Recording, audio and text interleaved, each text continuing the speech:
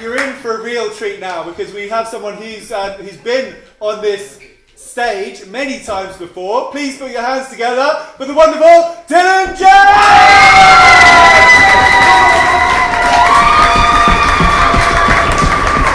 Keep it going, keep it going, keep it going!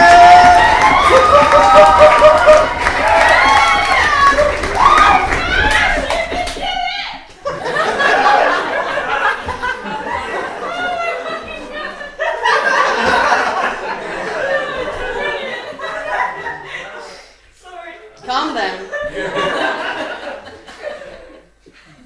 Okay, so I did a set here a little while ago, well, not very long ago actually, so I've tried to do some new stuff. And this first one I wrote, well, I think it's like this. I think a lot of people think that the sort of gay rights movement is a bit old and boring because, you know, we've got rights and everything is hunky-dory, which is not quite the truth. The fight is ongoing.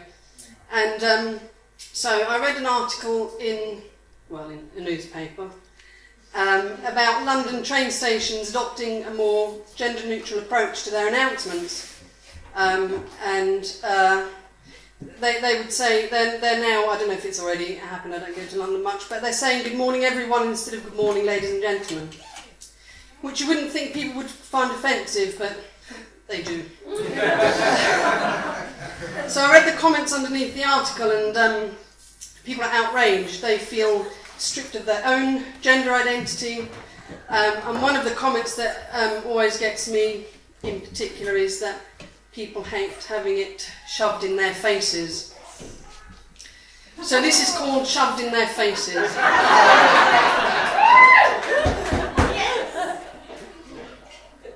Apparently straight people are tired of having it shoved in their faces.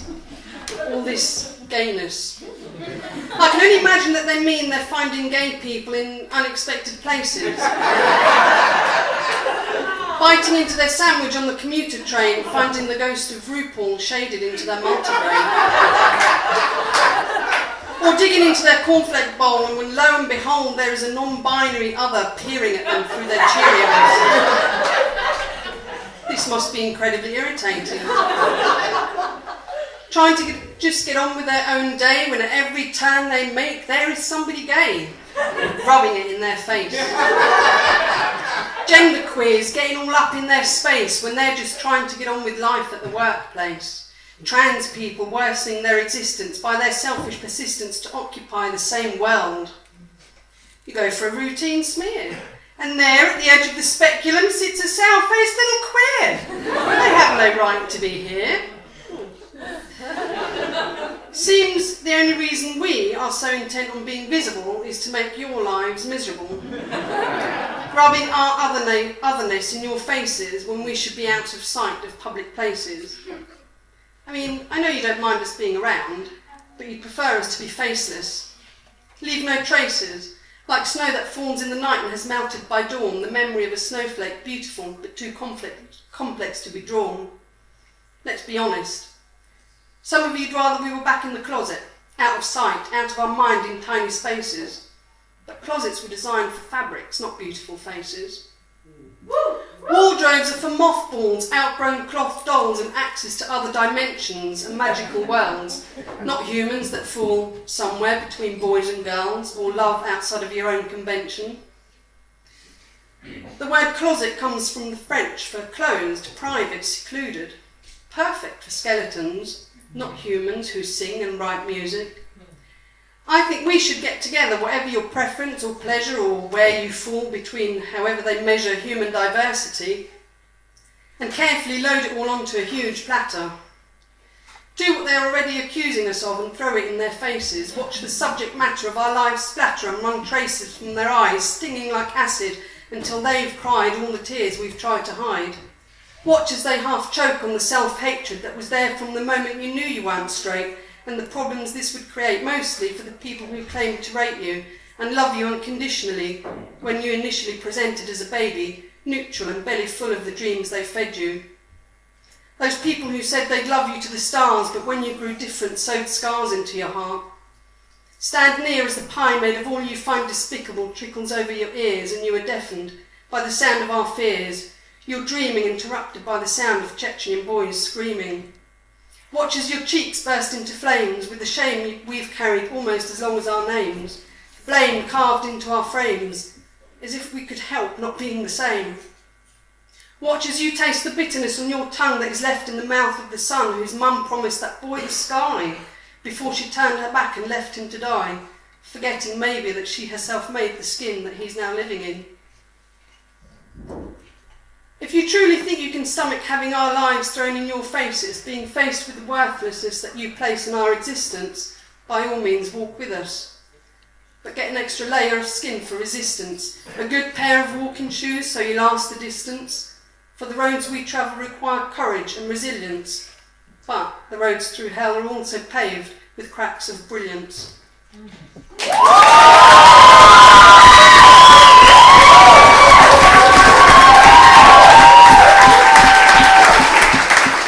This is a new thing for me. I lost my brother 17 years ago.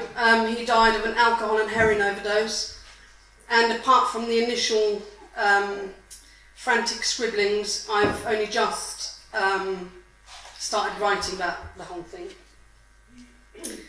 So this is called Noise. Before even my eyes are open, my ears are under attack, the background track weaving itself into my dreams, undoing the seams of my sleep, stitch by stitch. The high-pitched screeching of the gulls like an itch inside my skull that I cannot reach, the murmur of speech, the cat scratching to get out the back, the truck collecting trash, the bashing of drawers on the floor above. I'll never know what he does that for.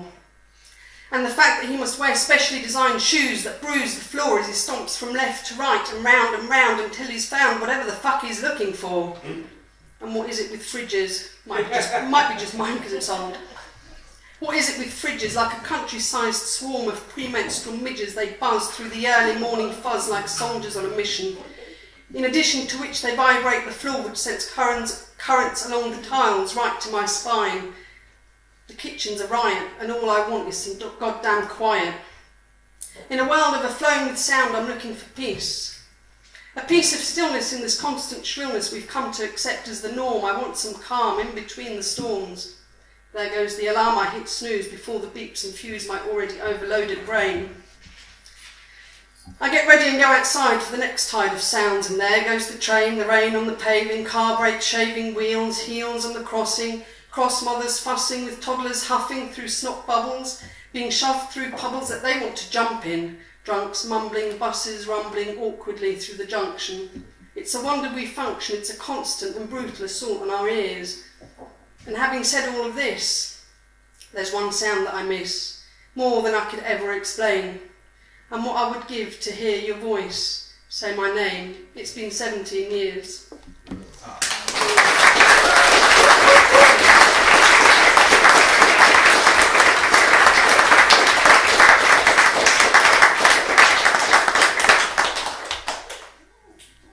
This is called Raised to the Ground. My father shattered on impact, a scrambled mosaic of broken dreams. He sat by the window, waiting for his dead son to return. My mum broke into sharp shards with which she still cuts herself. My sister and I tried to keep each other from being buried in the rubble. Visitors drifted in and swept broken pieces to the table, but the food smelt of ashes and tasted of bitter regret. And anyway, the more people that crowded around the table, the more obvious the empty place.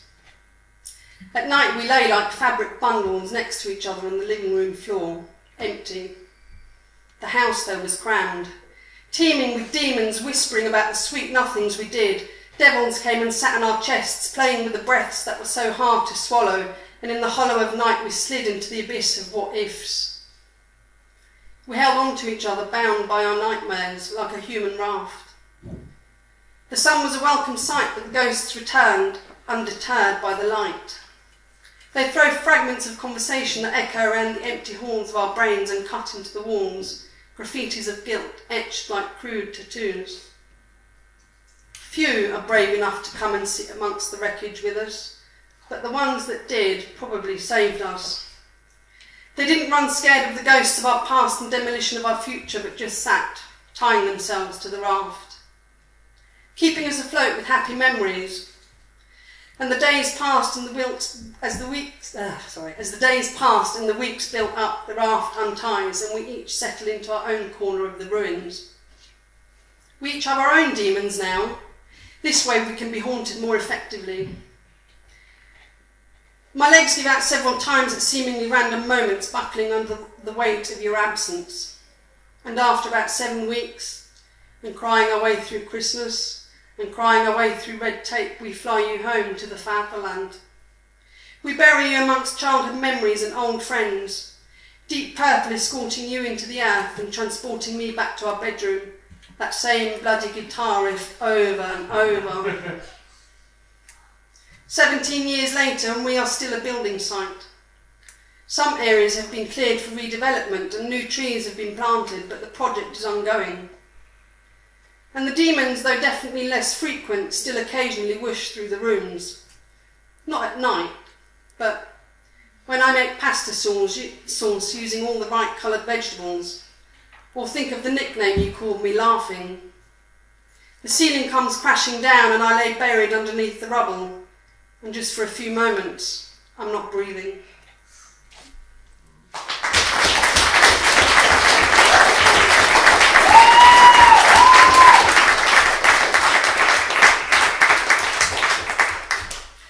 This one's going to come across. This is the third one in that particular cheering sequence.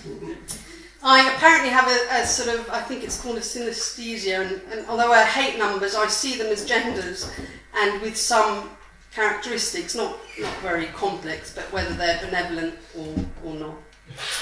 So this is about numbers, and in the beginning I am speaking physically about the appearance of the numbers, but I wrote this today and I don't know. The evil one. I always knew, though there isn't much to you, that you are the evil one. Lean, clean, straight line, and you're complete. Though sometimes you are given feet that turn out into first position, of course. And sometimes you are started at an angle, a dash dangling in front of your face that doesn't lessen your pace in races or your straight-laced look until you're turned upside down and mistaken for a hook. But you're always at the front of a book, first to look, first in the queue, you're an arrogant crook. Taking your position for granted, taking advantage of those that come after you, laughing with a real bad attitude, and you put them in their place. Or so you believe. But you see, they're already in the place they were meant to be. Two couldn't be anywhere but after you, and I bet sometimes she wishes she could be elsewhere, like next to number 9, who lovingly curves her spine and snuggles in, not like the stone-cold pin you are. And she must make hating a 12. She leans into you, but you just keep yourself to yourself. I was born into a 2. I was snuggled in the curve of her, snuggling up to you, happy to be second. No other place beckoned. It was just the way it was and was meant to be. And when 3... Trigger word for the dog.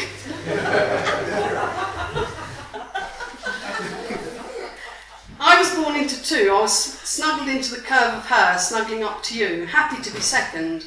No other place beckoned. It was just the way it was meant to be. And when 3 came along, we grew stronger in numbers, but remained each in our spot. She was happy in 3rd, and she completed our world, and we weren't perfect, but we were quite good with our lot. She was now the smallest, and I sat in the middle, comfortably buffered each side, and all was well, and we each had our place until the day you died. I was shoved into pole position as soon as the space became vacant. The conditions were chilling. I just wasn't willing, and I felt like my body was breaking. It was so cold up there in that first little square, until number 3 pushed a bit closer. She took the place that I left behind, so we stood shoulder to shoulder. As far as equations go, we were clearly fucked. We were wearing numbers that weren't constructed for us, and nothing was adding up. Since our division and the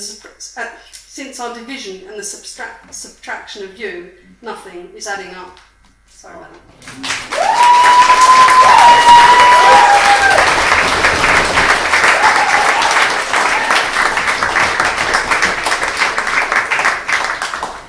I feel the need for some light relief. Probably like many people, I take rather a lot of painkillers at times to get myself through the day. This is called Cocodamol Wet Dreams.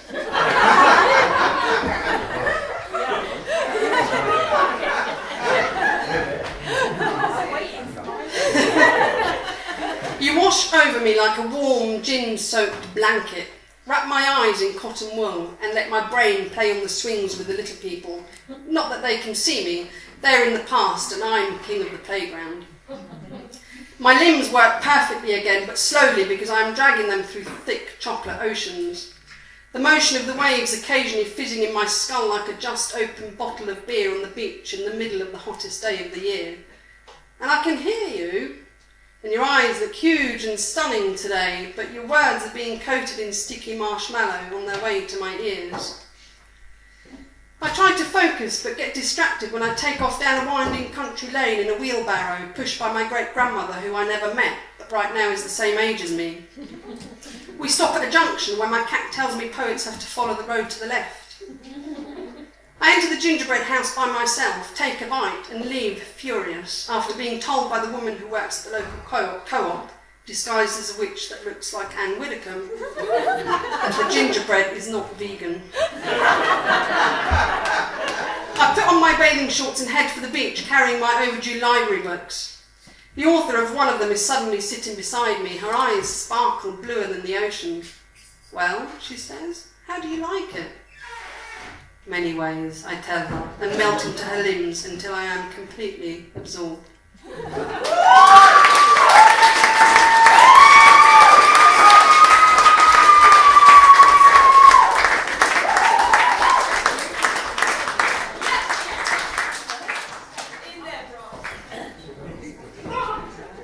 I think I'm going to make this my last one. A friend of mine who's come along tonight asked me to write a poem for her, despite not ever hearing me before, which I thought was a bit risky. This is called For Sophie.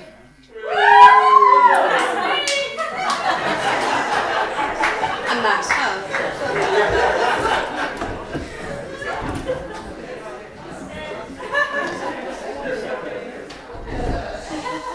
For Sophie. Her open bells ring along the promenade like fresh summer sea spray. Her smile refreshing as lemon strawberry sorbet on a hot summer's beach day. But it's her limbs she carries her stories in. Her limbs are like pens to a scribe, transcribing the vibes into chapters of her life. Her skin tries to keep her in as the beats cut through the air like a knife. She has to dance to stay alive. She has to feel, she has to drive, she has to feel to stay alive. She eats the beats, drawing with her feet, a calligraphy of limbs, turn and repeat. Dance on the stage, dance in the street, her soul won't stop until there's blood on her feet. Turn and repeat, turn and repeat. She wants to live life beaming, hip-hop screaming. She won't stop dreaming until there's no more sleep to be had. And she likes sleep too, but she likes dance more. It's burnt in her core, there was never a before. It's what she adores and what she believes she's for. And there's definitely more, but this comes first. Threading and waving till her heart's fit to burst, she'll dance at her best and she'll dance through her worst. Her dancing lifts her, it shifts her and clears the mist that tries to untwist her. The girl's a gift and you'd be wise not to miss her.